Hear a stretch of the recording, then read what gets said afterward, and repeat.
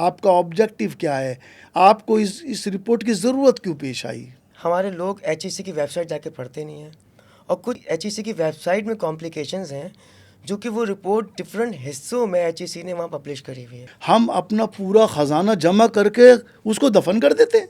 देखिए, आप कह रहे हैं कि हम रिसर्च इनोवेशन में वीक हैं, तो वर्ल्ड रैंकिंग में इनोवेशन में हम कहाँ हैं? पाकिस्तान है कहीं? सर पाकिस्तान है, और पाकिस्तान 100 नंबर्स के बाद कहीं एग्जिस्ट करता है। तो मतलब हम कुछ कर रहे हैं, सर कुछ हम तो कर रहे हैं। सर हम कर रहे हैं, छुप भाई, छुप के जब कर रहे हैं। अकेडमिया हमारा 500 की रैंकिंग में नहीं है और 1000 की रैंकिंग में हमारी यूनिवर्सिटीज़ आ रही हैं, तो यार ये तो 100 में इनोवेशन में, तो हम तो कुछ कर रहे हैं। तो ये तो एक पॉजिटिव एस्पेक्ट है। आप इस पर क्रिटिक्स कर रहे हैं। हमारे बच्चे एंजॉय कर रहे हैं, खाना मिल रहा है 3 टाइम, हमारी यूथ को, हमारे बुज़ुर्गों को, हमारी आवाम को, हमारे बच्चे रियलिटी शो में जाके इंटरटेन कर रहे हैं, अपनी जो है सलाहियतें बुरुकार ला रहे हैं, इनामात जीत रहे हैं। तो उसमें आपको क्रिटिक्स करने की क्या ज़रूरत है? भाई क्लास में तो पास हो रहे हैं, डिग्री तो ले रहे हैं, तो और ही किस में क्या कर सकता है? और का कोई रोल है? सर इसमें ओरिक का बहुत बड़ा रोल है, और सर इसमें ओरिक से बड़ा सबसे बड़ा रोल है एचईसी का। सर देखिए, हमारी यूनिवर्सिटीज़ 1000 की रैंकिंग में कहीं नहीं है, हमारी चीज़ें बहुत वीक हैं, और हमारी जो कमर्शलाइजेशन है, जो रिसर्च है, वो 100 में आती है ओरिक डिपार्टमेंट पाकिस्तान का वर्ल्ड रैंकिंग में। सर उसकी वजह है, सर उसकी वजह यह है कि एचईसी, मैंने जैसे कहा कि एचईसी बहुत अच्छा काम कर रहा है, एचईसी चीज़ों को बहुत अच्छी तरीके से लेके चल रहा है। एचईसी ने पीएचडी एमफिल की डिग्री के लिए कुछ रिक्वायरमेंट्स लगाई हुई हैं। वो रिक्वायरमेंट्स ये कहती हैं कि आपकी कुछ इंटरनेशनल, कुछ डोमेस्टिक, कुछ लोकल पब्लिकेशंस की कुछ क्वांटिटीज़ हैं। अगर आप वो सर्टेन क्वांटिटी में पब्लिकेशंस करते हैं, इंटरनेशनल और डोमेस्टिक, नेशनल पब्लिकेशंस, तो आप डिग्री अवार्ड आपको होगी, और आपको डिग्री मिलेगी आपकी मास्टर्स की या आपकी पीएचडी की। तो जब हम रिसर्च करते हैं और उसको इंटरनेशनल पब्लिकेशन की तरफ लेके जाते हैं, क्योंकि हम फंस गए, बाउंड हो गए। लेकिन सर हमारा पाकिस्तान के अंदर एक मेंटलिटी, एक माइंडसेट डेवलप्ड है कि जब तक कोई चीज़ हमारे ऊपर इन्फोर्स न कर दी जाए, हम वो काम नहीं करेंगे। मतलब हमें कानून लाने की ज़रूरत है। हमें इनोवेशन का कानून लाना चाहिए, हमें कमर्शलाइजेशन का कानून लाना चाहिए, तो हम एक्ट की तरफ जाएं। सर बिल्कुल हमें कानून लाना चाहिए, हमें एक्ट की ज़रूरत है, लेकिन साथ साथ डंडे की भी ज़रूरत है। हमारी कौम जो है वो जब तक फोर्स ना हो, जब तक उसको जो है पीछे से एक आप कह लें कि इम्प्लीमेंटेशन की आप बात इम्प्लीमेंटेशन करें। की वीकनेस होती है, लॉ इन्फोर्समेंट की जो है वो नीड होती है, जब तक ये सब चीज़ें नहीं होती तो हमारी कौम, हमारे लोग चीज़ों की तरफ नहीं भागते। हमारे लोगों को जगाने के लिए, हमारे लोगों को उठाने के लिए हमें लॉ, कानून की ज़रूरत पड़ती है। जब तक ये लॉ नहीं होंगे, अगर एचईसी आज एक शर्त लगा दे कि तमाम एचईसी की फैकल्टीज़ को पढ़ाने के लिए कम से कम 5 प्रोडक्ट्स को पेटेंट करने होंगे, तो आप देखिए पाकिस्तान की पेटेंट की रैंकिंग कहाँ चली जाएगी। तो आप तो फैकल्टी को डरा रहे हैं। तो वैसे ही लोग डरते हैं पढ़ाई से, आप तो उनको पैटर्न पे लगा रहे हैं, एक नई दौड़ में लगा रहे हैं। लीगल से हम घबराते हैं भाई, हमारे मुल्क में लीगल से तो लोग बहुत डरते हैं। लीगल डिपार्टमेंट का नाम ले लें तो खौफ आता है। हमारा लीगल डिपार्टमेंट तो ऐसा है। हाँ, तो आप तो हमें डरा रहे हैं। सर डरा नहीं रहे, हम आपको जगा रहे हैं, क्योंकि अगर एचईसी कानून चीज़ें इन्फोर्स नहीं करेंगी तो हमारी फैकल्टी काम नहीं करेगी। क्योंकि सर मैं आपको गारंटी दे रहा हूँ कि अगर एचईसी बाउंड नहीं करती पब्लिकेशंस के लिए, तो फैकल्टीज़ की तो एक एक पेपर भी पब्लिकेशन नहीं हुई होती, तमाम फैकल्टी बगैर पब्लिकेशन के चल रही होती। ये तो शुक्र है खुदा का कि एचईसी काम कर रहा है, एक इदारा है हमारे पास जो हमारी एजुकेशन को, हमारी अकेडमी को इतना स्ट्रॉन्ग लेके चल रहा है, और उसकी इस एफर्ट की वजह से हमारी यूनिवर्सिटी के अंदर फैकल्टी की पब्लिकेशंस हैं। मैं सबकी बात नहीं कर रहा, लेकिन मैं एक अक्सरियत की बात कर रहा हूँ, क्योंकि बहुत सारे फैकल्टी मेंबर्स ऐसे हैं जिनको खुद बहुत शौक है पब्लिकेशन का, और उनकी थाउजेंड्स, हंड्रेड्स में पब्लिकेशन है। लेकिन मैं उनकी बात कर रहा हूँ जो कि पब्लिकेशन के नाम से डरते हैं। क्योंकि सर हम लोग तो वो लोग हैं जो पढ़ाई लिखाई नहीं, हम सिर्फ बातों की बात करते हैं। हम बातें बहुत अच्छी करते हैं, हमें टॉक शो में से बिठा लें, हमसे डिबेट कर लें, हमसे आर्ग्यूमेंट्स करवा लें, हम बहुत अच्छे कर लेंगे। लेकिन जहाँ हमसे बात करेंगे रीडिंग की, तो हम बोलेंगे यार बुक्स पढ़ना बहुत मुश्किल काम है। हम बोलेंगे अखबार पढ़ना बहुत मुश्किल काम है, कोई आर्टिकल उठा के नेट पे पढ़ना बहुत मुश्किल काम है, यार पढ़ाई की बात नहीं करो। तो जब तक पढ़ेंगे नहीं, करेंगे नहीं, तो क्या पढ़ाएंगे और क्या सिखाएंगे? जब तक खुद के पैटर्न्स नहीं होंगे तो किसी को पेटेंट करने के लिए, किसी स्टूडेंट को पेटेंट करने के लिए कैसे मोटिवेट करेंगे? जब तक एक प्रोसेस से गुजरेंगे नहीं तो किसी को क्या बताएंगे कि उसका प्रोसीजर क्या है? जब तक किसी चीज़ को खुद फेस ना किया जाए तो उसका एक एक्सपोजर कैसे अगले को दिया जाए? अगर जो काम मैं खुद नहीं करता तो मेरी बात में वो तासीर कैसी होगी कि अगला मेरे कहने पे वो काम करे, क्योंकि मुझे खुद उसका प्रोसीजर नहीं पता। आज आप मुझसे पूछें, मेरे खुद की पब्लिकेशंस नहीं है, ऑल्दो अल्हम्दुलिल्लाह I am a public correspondence author. मेरे मोर देन 50 जो पब्लिकेशंस करवाई है एज एन करस्पॉन्डेंट ऑथर, लेकिन मेरे खुद के पेटेंट्स नहीं है। तो क्यों, ऐसा क्यों है? सर क्योंकि हमें कहीं से कोई इन्फोर्समेंट नहीं है, कोई हमें फोर्स नहीं कर रहा, कोई हमें ऐसा नहीं है कि हम जब तक मैं पब्लिकेशन नहीं करूँगा, मेरी एकेडमिक क्वालिफिकेशन, मेरी एकेडमिक क्रेडिबिलिटी, मेरी चीज़ें इम्प्रूव नहीं करेंगी, तो मेरी मजबूरी है मैं पब्लिकेशन की तरफ जाऊँगा।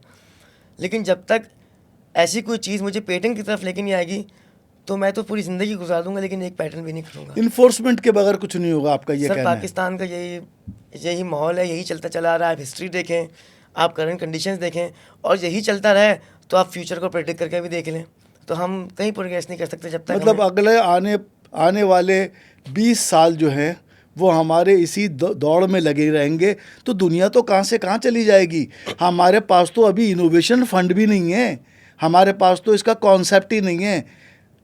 ये कैसे होगा? कौन फंड देगा? कौन आपको इनकरेज करेगा? कौन आपको इन्फोर्स करेगा? सर किसी को तो उठना पड़ेगा और किसी को एफर्ट करनी है। HEC देखिए सर, HEC की भी कुछ लिमिटेशंस, कुछ बाउंड्रीज हैं। HEC बहुत अच्छा काम कर रहा है, HEC इज डूइंग ग्रेट, लेकिन कुछ जगह पे आके HEC की भी लिमिटेशंस होती हैं कि उस जगह पे आके HEC बाउंड रह जाता है कि उससे आगे HEC चीज़ों को ना कैरी फॉरवर्ड कर सकता है, ना लोगों को इन्फोर्स कर सकता है, ना यूनिवर्सिटीज़ को बाउंड कर सकता है। क्योंकि सर यूनिवर्सिटीज़ को जो है वो सिर्फ HEC नहीं, और भी चीज़ें हैं, और भी इदारे हैं, आपकी मिनिस्ट्री ऑफ एजुकेशन है जो कि इन सब चीज़ों को लुक आफ्टर करी होती है। तो सर मिनिस्ट्री ऑफ एजुकेशन का तो कहीं कोई इनपुट दिखता ही नहीं है हमें। हम यूनिवर्सिटीज़ की जब बात करते हैं, हम बात करते हैं HEIs की, हायर एजुकेशन इंस्टीट्यूशंस की, 270 हायर एजुकेशन इंस्टीट्यूशंस हैं, एक्सीलेंट। हम बात करते हैं कि इनको मैनेज कौन कर रहा है, इनको पॉलिसी मेकिंग कौन कर रहा है, इनको लुक आफ्टर कौन कर रहा है, इनको मॉनिटरिंग कौन कर रहा है, इनको इवेल्यूशन कौन कर रहा है। तो हमारे जहन में सीधा सबसे आसान अल्फाज आते हैं, जवाब आता है कि higher education commission HEC। Sir लेकिन मिनिस्ट्री ऑफ एजुकेशन की तो कोई बात ही नहीं करता, उसका क्या रोल है, वो क्या कर रहा है, वो तो कहीं दिखता ही नहीं है हमें। भाई वो तो आपको फंड देता है, पाकिस्तान के GDP में फंड मौजूद है एजुकेशन का। सर थोड़ा हो या ज़्यादा हो, हम नमक के बराबर डाल रहे हो, लेकिन कुछ तो दे रहे हैं ना हम आपको। सर फंड तो हमें बहुत सारी इंटरनेशनल एजेंसीज भी दे रही हैं, फंड तो हमें बहुत सारी इंटरनेशनल NGOs भी दे रही हैं। सर हम खाना खिला रहे हैं ना, हमारे पास पब्लिक प्राइवेट पार्टनरशिप है, हम बाइकें बांट रहे हैं ना, हम गाड़ियाँ बांट रहे हैं, कुछ तो ऐसे हैं जो फॉर्च्यूनर बांट रहे हैं। तो सर फंड तो बहुत है, फंड की कमी नहीं है, पैसा बहुत है। इंडस्ट्री के पास पैसा है, इंटरनेशनल एजेंसीज़ के पास पैसा है, डोनर एजेंसीज़ के पास पैसा है, ओवरसीज़ पाकिस्तान के पास पैसा है, पाकिस्तान के अपने लोग बिजनेसमैन के पास पैसा है, बड़े बड़े बिजनेसमैन बच्चों को अच्छी यूनिवर्सिटियाँ पढ़ाने के लिए डोनेशंस देते हैं, वो पैसा है। पैसे की फंड की कमी नहीं है सर। यहाँ तो प्रॉब्लम कुछ और है, यहाँ तो लॉ इन्फोर्समेंट की प्रॉब्लम है, यहाँ तो जो है वो पुश करने की प्रॉब्लम है, यहाँ तो मिनिस्ट्री की प्रॉब्लम है, यहाँ तो एक्ट और कानून की प्रॉब्लम है। HEC की भी सर लिमिटेशंस हैं सर। आपका कहना माइंडसेट की प्रॉब्लम्स हैं सर, माइंडसेट, लीडरशिप, लॉ, बहुत सारी चीज़ों की प्रॉब्लम है। और सर ये सब चीज़ें सिर्फ HEC अकेला बैठ के हल नहीं कर सकता। HEC की भी ज़ाहिर एक लिमिटेशंस है। HEC को भी कोई चाहिए जो उसके काम को बांटे, उसके साथ एक सपोर्टिंग, एक हेल्पिंग हैंड हो। तो HEC को भी तो कोई ना कोई, HEC को सर हक बनता है कि कोई एक हेल्पिंग हैंड होना चाहिए उसके लिए। भाई देखिए, इंडस्ट्री तो CSR एक्टिविटी कर रहा है, अब उसको आप पॉजिटिव में लें या नेगेटिव में लें, वो उसको चाहे मशीनें, सिलाई मशीन बांट रहा हो, चाहे खाना खिलाने में सपोर्ट कर रहा हो, या प्रोमोशनल एक्टिविटी के तौर पे रियलिटी शो में इन्वेस्टमेंट स्पॉन्सरशिप के ज़रिए दे रहा हो।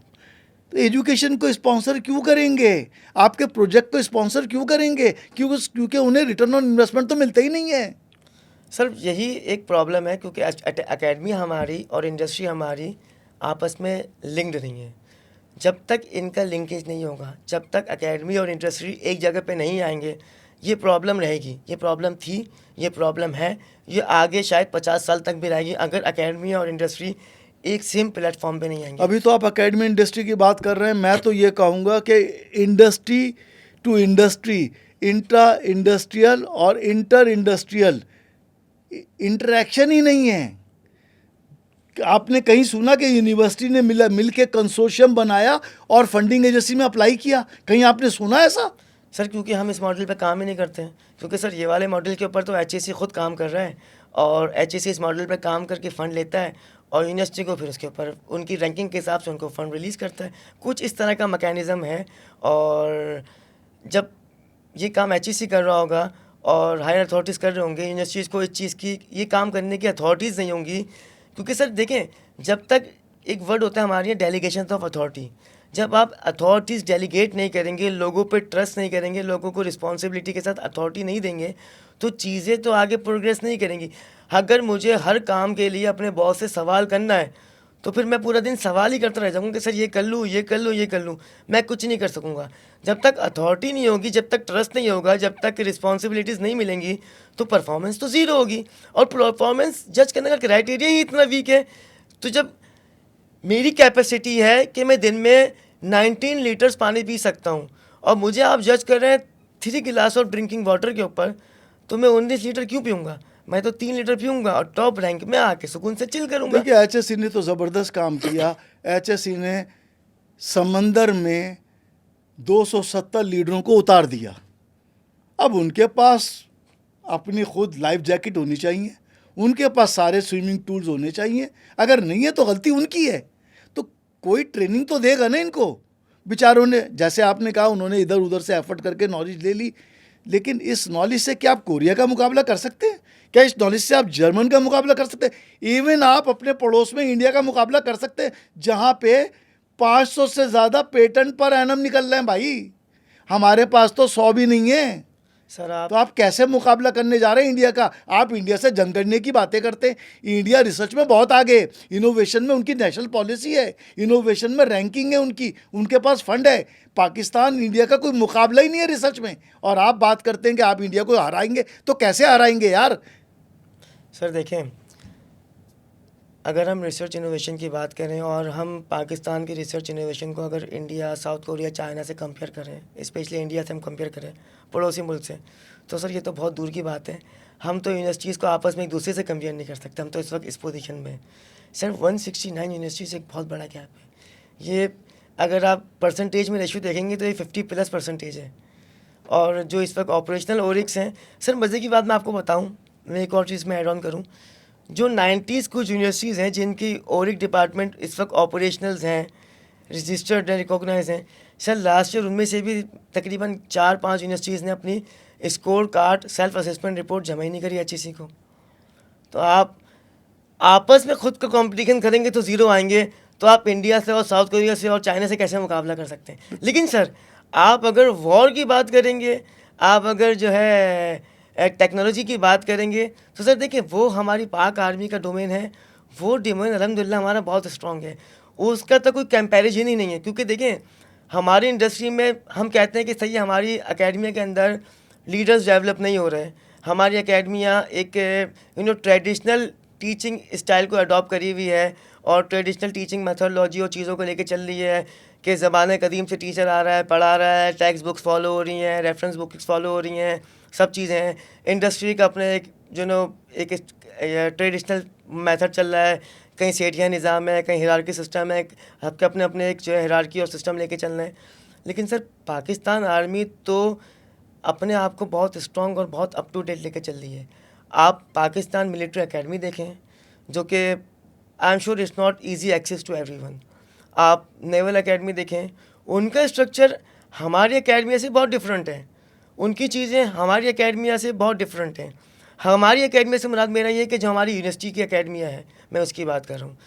आप आर्मी को और एक सिविलियन यूनिवर्सिटी को कंपेयर नहीं कर सकते। आप आज भी सर्वे करें और बच्चों से आप जो है पूछें कि किस यूनिवर्सिटी से बैचलर्स मास्टर करना चाहते हो, तो मैं आपको बता रहा हूँ मोर देन 99% बच्चे, बल्कि 100% बच्चे बोलेंगे सर मुझे नस से पढ़ना है, सर मुझे बैरिया से पढ़ना है, सर मुझे जो है एयर से पढ़ना है, एयर यूनिवर्सिटी से पढ़ना है। क्यों? क्योंकि एवरीबडी नोस आर्मी का system is the best system. और आर्मी का तो इंडिया, साउथ कोरिया, चाइना, किसी से कोई कंपैरिजन नहीं है सर। पाकिस्तान आर्मी तो वन ऑफ द तो बेस्ट इन द उनके वर्ल्ड। जब पाकिस्तान आर्मी के पास इनोवेशन फंड है तो ये असेंबली के मेंबरान क्या पाकिस्तान की गवर्नमेंट को फंड नहीं दे सकते, पाकिस्तान की यूनिवर्सिटी को फंड नहीं दे सकते? अरे चलो वो नहीं देते, अकेडमिया तो अपनी जो जो जो भी पैसा आता है, जो उनकी अर्निंग सोर्स ऑफ अर्निंग है और जो उनको फंड मिलता है या इंटरनेशनल ग्रांट्स आती है, उसमें से 1% ही इनोवेशन को दे दें तो हमारी R&D कहाँ से कहाँ चली जाएगी? सर इसमें मैं आपको एक चीज़, आपको मैं बड़ी अच्छी चीज़ मैं आपसे बताता हूँ, आपके नॉलेज में लाता हूँ। हमारे यहाँ जो पेरेंट्स हैं ना, बच्चों के पेरेंट्स, उनका भी एक बहुत बड़ा कसूर है। हमारे यहाँ रिसर्च नाम की तो कोई चीज़ ही नहीं है। लोग चीज़ों को सर्च करना, चीज़ों को मालूमात करना, चीज़ों को जज करने का जो हमारा क्राइटेरिया है वो बहुत डिफरेंट है। हम अगर लोगों में जाके अगर सर्वे करें ना पेरेंट्स में, और हम पूछें कि एक अच्छी यूनिवर्सिटी आपके हिसाब से क्या है, तो मैं आपको गारंटी दे रहा हूँ, आपको जो जवाबात मिलेंगे, आप उन जवाबात के बेसिस पे आप जो है ना शॉक्ड हो जाएंगे। वो जवाबात ये कि एक अच्छी यूनिवर्सिटी यार ऐसी हो, फुल एयर कंडीशन एनवायरनमेंट हो, पूरी यूनिवर्सिटी के अंदर वाईफाई लगा हुआ हो, हर कोने पे वाईफाई एक्सेस हो, खूबसूरत सी बेहतरीन सी बिल्डिंग हो, आलीशान सा बड़ा सा गेट हो, बहुत अच्छी कार पार्किंग स्पेस हो, बेहतरीन नामी गिरामी टीचर्स हो। बस ये क्राइटेरिया है अच्छी यूनिवर्सिटी को जज करने का। तो अच्छी यूनिवर्सिटी को जज करने का जब क्राइटेरिया ही गलत है, तो फिर क्या जज करेंगे, क्या आइडेंटिफाई करेंगे, क्या शॉर्टलिस्ट करेंगे, कहाँ एडमिशन लेंगे, और फिर क्या रिजल्ट और प्रोडक्ट निकलेगी? देखिए, हमारा इंडस्ट्री जो है वो उसको रेगुलेट करता है federation of Pakistan chamber of commerce, और उसके अंडर में 35 के करीब, 35-40 के करीब चेंबर्स आते हैं, 40-50 के करीब एसोसिएशंस आती हैं। क्या इन्होंने इसको कोई सेंट्रलाइज किया हुआ है? इंटरलिंक्ड है? क्या इंडस्ट्री खुद इंटरलिंक्ड है? जब वो इंटरलिंक्ड नहीं है तो वो एकेडमिया को कैसे इंगेज करेगी? वहाँ तो मीटिंग होती हैं, कमेटियाँ बनती हैं, खाना खाया जाता है, एंजॉय किया जाता है, पेपर कागजात पूरे किए जाते हैं, उसके बाद थैंक यू वेरी मच। क्या कोई किसी को इंडोर्स करता है? कोई फंडिंग करता है? क्या इंडस्ट्री एकेडमिया को सपोर्ट करती है? क्या एकेडमिया इंडस्ट्री के लिए कोई रियल वर्ल्ड सॉल्यूशन प्रोवाइड कर रही है? ऐसा कोई मॉडल है?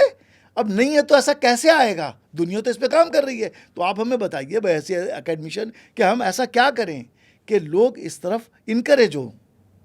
देखिए सर, दुनिया में इस तरह के मॉड्यूल्स मौजूद हैं, और दुनिया की जो तरक्की याफ्ता मुल्क हैं, जो कौम है, उन्होंने इसी तरह के मॉडल्स के ऊपर काम करा, और आज प्रोग्रेस आपके सामने है। आज स्टेटिक्स, फैक्ट एंड फिगर्स आप देख सकते हैं। ठीक है, सब चीज़ें, दुनिया बहुत कन्फाइन हो गई है, सब चीज़ें नेट पे बहुत इजीली एक्सेसिबल हैं, अवेलेबल हैं, रिपोर्ट्स हैं। अब मसला ये है कि पढ़े कौन, ये तो है भाई एक बात। Secondly sir, federation of Pakistan chamber of commerce जो है वो इंडस्ट्री के लिए तो बहुत अच्छा काम कर रहे हैं। इंडस्ट्री हमारी ग्रूम कर रही है, इंडस्ट्री हमारी जो है वो 14% पे आई है भी हमारी सर इंडस्ट्री। बिल्कुल सर, हमारी इंडस्ट्री एक्सपेंड कर रही है, ऑल दो जिस तरह से करना चाहिए उस तरह से नहीं कर रही। उसमें बहुत सारे अलग दूसरे फैक्टर्स हैं, कुछ पॉलिटिकल फैक्टर्स हैं, कुछ वर्ल्ड सिचुएशंस हैं, कुछ जो है वो आजकल जो मुल्क दुनिया में जंग और ये सब चीज़ें चल रही हैं वो वाले फैक्टर्स हैं। लेकिन हम उन फैक्टर्स को साइड पर रखते हैं, हम एक जनरल बात करेंगे तो हमारी इंडस्ट्री तो जो है वो ग्रूम कर रही है। लेकिन अगर यही जो है नंबर्स हम यूनिवर्सिटीज़ में देखें तो यूनिवर्सिटीज़ हमारी ग्रूम नहीं कर रही। यूनिवर्सिटीज़ आज से 20 साल पहले भी जिस तरीके से जिस तरीके से बच्चे को ग्रेजुएट प्रोडक्ट निकाल रही थी, आज भी उसी तरीके से बच्चा ग्रेजुएट हो रहा है, उसी तरीके से यूनिवर्सिटी की प्रोडक्ट निकल रही है। उसमें कुछ चेंजिंग नहीं है। इंडस्ट्री में चेंजिंग है, इंडस्ट्री में नई नई टेक्नोलॉजीज़ आ रही हैं, इंडस्ट्री नई नई मशीनरी इंपोर्ट कर रही है, ट्रांसफॉर्मेशन कर रही है, चीज़ें चाइना से इंपोर्ट हो रही हैं। आप अगर इंपोर्ट का चाइना से एक रिपोर्ट निकालें, फिगर्स देखें, तो इंपोर्ट हमारी इंक्रीज़ हुई चाइना से मशीनरी की, क्योंकि हम टेक्नोलॉजी के ऊपर काम कर रहे हैं। लेकिन अकेडमी में ये काम नहीं हो रहा। सर फिर मैं वहीं आऊँगा कि अकेडमिया में लीडरशिप की कमी है। अकेडमिया की जो हाई अथॉरिटीज़ हैं, जो वाइस चांसलर्स हैं, जो चांसलर्स हैं, उनका जब तक रिसर्च इनोवेशन में इंटरेस्ट नहीं होगा तब तक ओरिक डिपार्टमेंट ऑपरेशनल नहीं होगा। जब तक ओरिक डिपार्टमेंट ऑपरेशनल नहीं होगा, यूनिवर्सिटी में इनोवेशन और कमर्शलाइजेशन के ऊपर काम नहीं होगा। जब तक यूनिवर्सिटी में इनोवेशन और कमर्शलाइजेशन के ऊपर काम नहीं होगा, यूनिवर्सिटी ग्रो ही नहीं करेगी, रैंकिंग में नहीं आएगी। और ये तो सर हम प्राइवेट यूनिवर्सिटीज़ की बात करेंगे। अगर हम पब्लिक यूनिवर्सिटीज़ की बात करेंगे तो पब्लिक यूनिवर्सिटी में तो सर डायरेक्ट इन्वॉल्वमेंट हमारे गवर्नर साहब का होता है, जो यूनिवर्सिटीज़ के चांसलर होते हैं, और मिनिस्ट्री ऑफ एजुकेशन का होता है। उनका एक बहुत बड़ा स्टेक है, बहुत बड़ा एक इन्फ्लुएंसिंग पावर है। तो जब तक वो इन्फ्लुएंस नहीं करेंगे, जब तक वो इंटरेस्टेड नहीं होंगे, वो चीज़ें आगे कैसे ग्रो करेंगी। ये आपकी रिपोर्ट क्या रोल प्ले कर सकती है? क्या लोगों को उसके बारे में पता चलेगा? और चलेगा तो अवेयरनेस से क्या होगा? आपकी रिपोर्ट क्या चेंज लेके आएगी? हमारी रिपोर्ट बेसिकली एचईसी की जो छोटी छोटी चंक्स के अंदर डिटेल्स मौजूद थी एचईसी की वेबसाइट पे, हमने उन सब रिपोर्ट्स को, एचईसी की रिपोर्ट्स को हमने एनालाइज करा, और उन सबको एनालाइज करके एक लेमैन लैंग्वेज में एक इजी ट्रांसफॉर्म करके, उसको इजी वर्डिंग में ट्रांसलेट करके उस चीज़ों को एक रिपोर्ट में कंबाइन कर रहा है। वो रिपोर्ट हमारी कोशिश है कि हम पब्लिक तक पहुंचाएंगे, मैक्सिमम लोगों तक उस रिपोर्ट की एक्सेसिबिलिटी देंगे। वो रिपोर्ट हमारी जो है वेबसाइट पे अवेलेबल होगी, तमाम प्लेटफॉर्म्स पे अवेलेबल होगी, लोग उसको पढ़ें और लोगों को पता चले कि यूनिवर्सिटीज़ के अंदर एक डिपार्टमेंट ओरिक नाम से होता है, जिस डिपार्टमेंट का मौजूद होना बहुत इंपॉर्टेंट है। इस वक्त कितनी यूनिवर्सिटी के अंदर, वो कौन सी यूनिवर्सिटीज़ है जिनके अंदर वो ओरिक डिपार्टमेंट ऑपरेशनल है। ज़ाहिर है बच्चे अगर एक ऐसी यूनिवर्सिटी में पढ़ेंगे जहाँ पर उनके बच्चों की जो एंड रिज़ल्ट, एंड जो प्रोडक्ट है, एंड ऑफ द डे 4 साल की पढ़ाई के बाद, 1 साल की मेहनत के बाद, एफर्ट करके, पैसा लगा के, मेहनत लगा के, वो जो बच्चे उस प्रोडक्ट को बनाते हैं, उस रिसर्च को कंप्लीट करते हैं, उस रिसर्च को कोई रिकॉग्निशन मिले, ना कि वो ग्रेवयार्ड में चली जाए। तो बच्चे उन अथेंटिक, उन प्रॉपर ऑपरेशनल यूनिवर्सिटीज़ के अंदर एडमिशन लें, तो बच्चे भी ग्रो करेंगे, यूनिवर्सिटीज़ भी ग्रो करेंगी, और साथ साथ मुल्क भी ग्रो करेगा। और सेकेंडली, हम उन तमाम यूनिवर्सिटीज़ को वेलकम करते हैं जिन यूनिवर्सिटी के अंदर ओरिक डिपार्टमेंट जो है वो इस्टेब्लिश नहीं है। तो हम आप ऐसा मॉडल क्यों नहीं बनाते कि पब्लिक सेक्टर की यूनिवर्सिटी लें और उनको किसी फंडिंग के ज़रिए आप उनको कंसल्टेंसी प्रोवाइड करें? सर, हमने एक प्लेटफॉर्म, एक जो है इस तरह का मॉडल डिज़ाइन करा है, और हमने उसके ऊपर ऑलरेडी वर्किंग स्टार्ट कर दी है। हमने एचईसी को, एचईसी सिंध, एचईसी फेडरल, दोनों को हमने प्रपोजल लेटर्स भेजे हुए हैं। हमने बहुत सारी इंटरनेशनल डोनर फंडिंग एजेंसीज़ को प्रपोजल लेटर्स दिए हुए हैं। हमने पाकिस्तान की तमाम यूनिवर्सिटीज़ को प्रपोजल लेटर सेंड कर दिए हैं, ईमेल्स करे हैं, कि जिसमें हम उनको और की फुल फ्लैश कंसल्टेंसी प्रोवाइड करेंगे। हम उनको step by step proper guide करेंगे कि किस तरह उन्होंने अपने यूनिवर्सिटी के ओरिक डिपार्टमेंट को इनिशिएट करना है, किस तरह एचईसी की पॉलिसीज़ को फॉलो करते हुए अपना ओरिक डिपार्टमेंट एचईसी से रजिस्टर्ड करना है, एचईसी से नोटिफाई करना है। फिर उसके बाद नोटिफिकेशन के बाद सर, तो असल काम नोटिफिकेशन के बाद शुरू होता है कि उनको प्रोजेक्ट्स कैसे मिलेंगे, कहाँ से मिलेंगे, वो प्रोजेक्ट्स उनकी यूनिवर्सिटी की ग्रो में कितनी हेल्प करेंगे, वो प्रोजेक्ट से वो फंडिंग कैसे ला सकते हैं, उन प्रोजेक्ट की सस्टेनेबिलिटी किस तरह इवेल्यूएट होगी, किस तरह वैलिडेट होगी, ऐसे कौन से प्रोजेक्ट्स हैं, और उनको यूनिवर्सिटीज़ को अक्वायर करने चाहिए जो प्रोजेक्ट्स उन यूनिवर्सिटियों की सस्टेनेबिलिटी में यूनिवर्सिटी की हेल्प करे, ताकि यूनिवर्सिटी ग्रेजुअली अपडेट हो। ऐसा नहीं हो कि एक यूनिवर्सिटी एक प्रोजेक्ट करा, टॉप रैंकिंग में आई, उसके बाद अगले साल वो यूनिवर्सिटी डिमोट होकर नीचे आ गई। ये तो फिर सस्टेनेबल मॉडल नहीं है। सस्टेनेबल मॉडल नहीं, ये एक छक्का है कि लग गया ठीक है, नहीं लगा तो इट्स ओके। हम उसको सस्टेनेबल मॉडल की तरफ लेके जाएंगे, प्रोजेक्ट आइडेंटिफाई करना सिखाएंगे, प्रॉपर गाइडेंस देंगे, और साथ में, क्योंकि जैसे मैंने कहा कि एचईसी के ऊपर बहुत बर्डन है, एचईसी की कंधें जो हैं बहुत बहुत जो है ना वो बर्डनाइज हैं।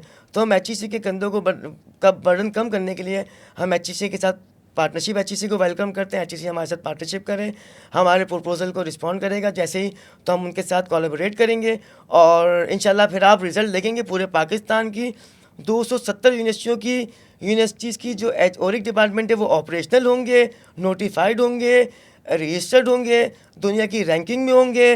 यूनिवर्सिटीज़ के बच्चे जो है वो अपनी रिसर्च से प्रोडक्ट जो है वो डेवलप कर रहे होंगे, उन प्रोडक्ट को कमर्शलाइज कर रहे होंगे, और वो प्रोडक्ट्स आपको मार्केट में बिकती हुई दिखेंगी। उसका फ़ायदा बच्चों को, मार्केट को, इंडस्ट्री को, एकेडमिया को, पाकिस्तान को, सबको उसका फ़ायदा होगा। आपको किस चीज़ ने मोटिवेट किया, इंस्पायर्ड किया कि आप ऑरिक की तरफ आए और आपने ऑरिक में अपने इदारे डायनेमिक रिसर्च इंस्टीट्यूट को इंगेज किया, और एकेडमी इंडस्ट्री को ब्रिज करने में, जो आप government, academia, industry and community को ब्रिज करने में आप जो रोल प्ले कर रहे हैं, वो ऐसी क्या वजूहत हैं, हमारे नाज़रीन को बताएं आप। सर, मैंने जब अपना एमफिल कंप्लीट करा और मैं अपनी रिसर्च की तरफ आया, तो पाकिस्तान के सारे बच्चों की तरह मैं ही बड़ा डेडिकेटेड, बड़ा मोटिवेटेड था कि यार मैं पाकिस्तान में एक चेंज लेके आऊँगा और मैं कुछ करके दिखाऊँगा और मेरी रिसर्च ऐसी होगी कि वो तहलका मचा देगी और उसका ये इम्पैक्ट आ जाएगा और बेहतरीन हो जाएगा। लेकिन सर जब वो रिसर्च हुई और जब डिफेंस हुआ और जब डिग्री अवार्ड हुई, तो उसके बाद हकीकत से आशना हुए कि पाकिस्तान में तो ऐसा कोई मॉडल ही नहीं है और पाकिस्तान में तो ऐसा कोई मैकेनिज़्म ही नहीं है जो मुझे हेल्प करे, जो मुझे सपोर्ट करे, जो मुझे गाइड करे। तो फिर मैंने इसके ऊपर वर्किंग शुरू करी और बहुत एफ़र्ट लगाई। अल्लाह का करम ये हुआ कि अल्हम्दुलिल्लाह अल्लाह ने रास्ता दिखाया, चीज़ें आसान हुई, रास्ता दिखा, समझ में आया और डायनेमिक को इस्टेब्लिश करा और डायनेमिक की लीडरशिप के साथ काम करने का मौका मिला और अल्हम्दुलिल्लाह आज हम इस पोजीशन पे हैं कि हम यूनिवर्सिटीज़ को वेलकम कर रहे हैं, एचईसी को वेलकम कर रहे हैं कि आएँ हमारे साथ मिलें और हम ऐसा मॉड्यूल देते हैं जो मैंने फ़ेस करा खुद, वो आने वाले पाकिस्तान के और बच्चे फ़ेस ना करें। हसन साहब बहुत शुक्रिया आपका, आपने हमें वक्त दिया और हमारे साथ डिस्कशन किया। आपकी रिपोर्ट के बहुत सारे पहलू हैं जिस पे डिस्कशन कर सकते हैं और मज़ीद एनालाइज किया जा सकता है। हमें मौका मिला तो फिर इंशाअल्लाह आपसे दोबारा बात होगी। आपका वंस अगेन बहुत शुक्रिया। Thank you. नाजरीन, ORIC office of research innovation and commercialization सबके लिए है।